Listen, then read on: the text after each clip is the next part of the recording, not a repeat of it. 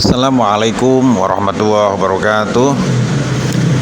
Bismillahirrahmanirrahim. Alhamdulillahirabbil alamin wassalatu wassalamu ala asyrafil anbiya'i wal mursalin sayyidina maulana Muhammadin wa ala alihi washabbihi ajmain wa ba'da.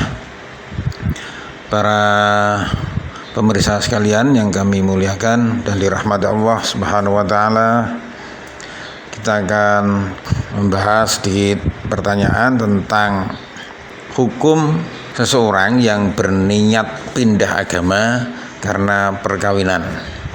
Jadi ada satu pertanyaan, seorang yang ingin menikah beda agama, mungkin disyaratkan oleh calon pasangannya untuk pindah agama. Nah, pertanyaan bagaimana hukumnya? Para pemirsa yang dirahmati Allah, sebagai muslim yang berakal sehat, kita sudah seharusnya menjaga keimanan kita terus-menerus dan selalu menyempurnakan keimanan kita. Dalam Islam, keimanan kepada Allah, Tuhan yang Maha Esa, Muhammad Rasulullah, dan seluruh ajaran agama yang dibawanya tidak boleh disertai dengan keraguan sedikit pun. Keimanan harus 100%. Dalam bahasa tauhid harus jazmu atau hati yang mantap. Orang yang meragukan Allah sebagai Tuhan dan Muhammad sebagai Rasulnya otomatis telah merusak keimanannya dan keluar dari agama Islam. Na'udzubillah, semoga kita semua terhindar dari hal tersebut. Lalu bagaimana dengan kasus tersebut? Orang yang berniat murtad karena mengejar cintanya, ingin menikahi calon pasangannya yang berbeda agama. Jika kita merujuk penjelasan para ulama sebagaimana Syekh Nawawi Banten, orang yang berniat atau berencana murtad di masa yang akan datang, maka hukumnya murtad seketika itu juga. Jadi tidak harus menunggu sampai waktu sesuai yang direncanakannya. Semisal orang berencana murtad di hari besok, maka saat itu juga ia sudah murtad. Sebagaimana dijelaskan oleh Syekh Nawawi dalam kitab Mirqatus Su'ud di Tasdiq, qala musannif aw azzama 'alal kufri fil mustaqbali bi an azzama al-an ayakfuru hudan fayakfuru halan. Penjelasannya, atau ada orang yang bertekad akan kufur pada waktu mendatang, yaitu pada waktu sekarang ia berketetapan hati akan kufur pada hari besok, maka ia murtad seketika.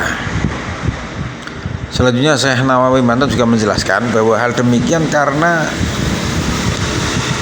berupaya melanggengkan keislaman menjadi syarat keimanan. Karenanya jika orang berikinan melakukan kekufuran pada waktu yang akan datang, maka ia murtad seketika. Demikian penjelasan Syekh Nawawi. Kunci dalam kasus ini adalah keimanan itu harus abadi, langgeng sampai akhir usia. Sebagaimana firman Allah dalam Quran surat An-Nisa ayat 135. Bismillahirrahmanirrahim. Ya ayyuhalladzina aminu billahi wa rasulihi wal kitabil ladzi nazzala ala rasulihi wal kitabil ladzi anzala min qabl wa may yakfur billahi wa malaikatihi wa kutubihi wa rusulihi wal yaumil akhir faqad dhalla dhalalan ba'ida. An-Nisa 136, yang artinya, wahai orang yang beriman, teruslah beriman kalian dengan Allah, Rasulnya, dan kitab suci Al-Quran yang Allah turunkan kepada Rasulnya Muhammad, dan kitab suci yang Allah turunkan sebelumnya. Dan siapa saja yang mengingkari Allah, para malaikatnya, kitab-kitab sucinya, dan para Rasulnya, dan hari kiamat, maka sungguh ia telah tersesat dengan kesesatan yang amat jauh. Quran surat An-Nisa ayat 136. Poin utama dalam ayat tersebut, sebagaimana penjelasan para ahli tafsir, adalah kalimat ya ayyuhalladzina aminu. Artinya, wahai orang yang beriman, teruslah beriman kalian. Sebagaimana dijelaskan oleh Imam Qurtubi dalam kitabnya Al-Jami' li Ahkamil Quran, ayat tersebut menjelaskan bahwa maksudnya adalah, wahai orang yang telah membenarkan semua hal itu, teruslah selalu membenarkannya dan tetaplah seperti itu.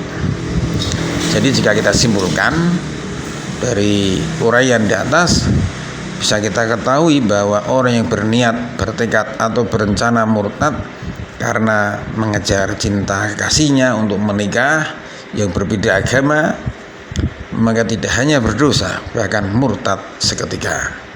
Dan sebagai konsekuensinya, ia harus segera bertaubat dan bersyahadat kepada Allah Subhanahu wa Ta'ala. Semoga kasus ini tidak ada lagi. Ya, bisa kita antisipasi bahwa kita sebagai umat Islam harus tetap menjaga keimanan kita, keislaman kita sampai hari kematian menjemput nanti. Jangan hanya karena mengejar kekasih, mengejar pasangan yang berbeda agama, kesenangan duniawi, kita mengorbankan akidah, mengorbankan keimanan dan keislaman kita. Dan hanya itulah yang akan menyelamatkan kita. Keimanan dan keislaman itulah yang akan menjadi penyelamat kita besok di yaumil qiyamah. Amin ya rabbal alamin. Demikian kurang lebihnya. Mohon maaf wa'alafa minkum. Wassalamualaikum warahmatullahi wabarakatuh.